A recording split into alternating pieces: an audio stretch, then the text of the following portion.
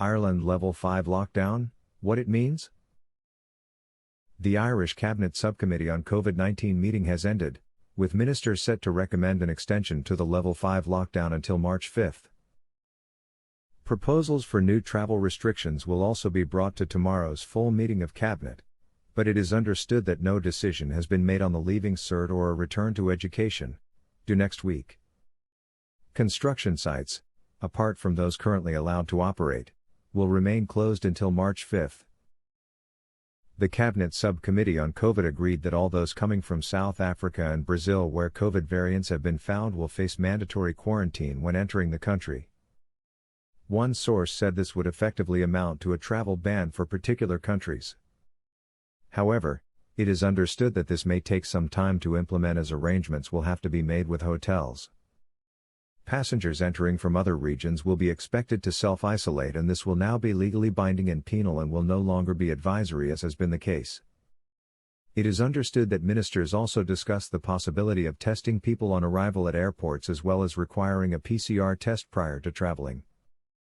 The number of new measures to curb the spread of the virus that will go to Cabinet tomorrow include: guarded checkpoints will be set up outside airports and ports to stop non-essential travel, with increased fines for those leaving for non-essential purposes, including an increased fine over the Euro 100 currently in place.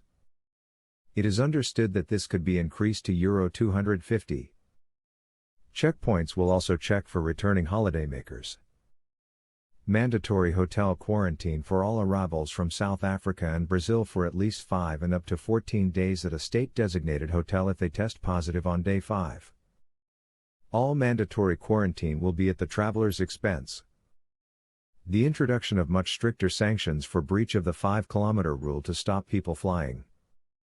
This will include fines for those who try to go abroad for non-essential reasons. Mandatory hotel quarantine for 14 days as well as a fine of up to Euro 2,500 or up to 6 months in prison for those arriving into the country who don't have a negative PCR test, to address a loophole that allowed authorities punish people, but not to stop them entering the state. A temporary suspension on all visa-free short-term travel for those coming from South Africa and South America. Antigen testing at motorway services areas close to Dublin Port and Rosslare for hauliers traveling to France from Thursday. Strengthening the passenger locator form with more questions asked and more follow-ups after a person arrives in the country, as well as new fines for breaches of the form.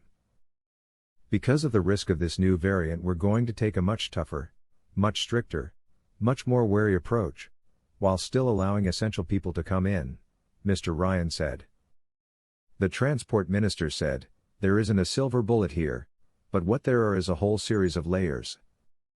Mr. Ryan said the recent introduction requiring all passengers to have a negative PCR test before arriving in Ireland dramatically cut the number of people flying straight away.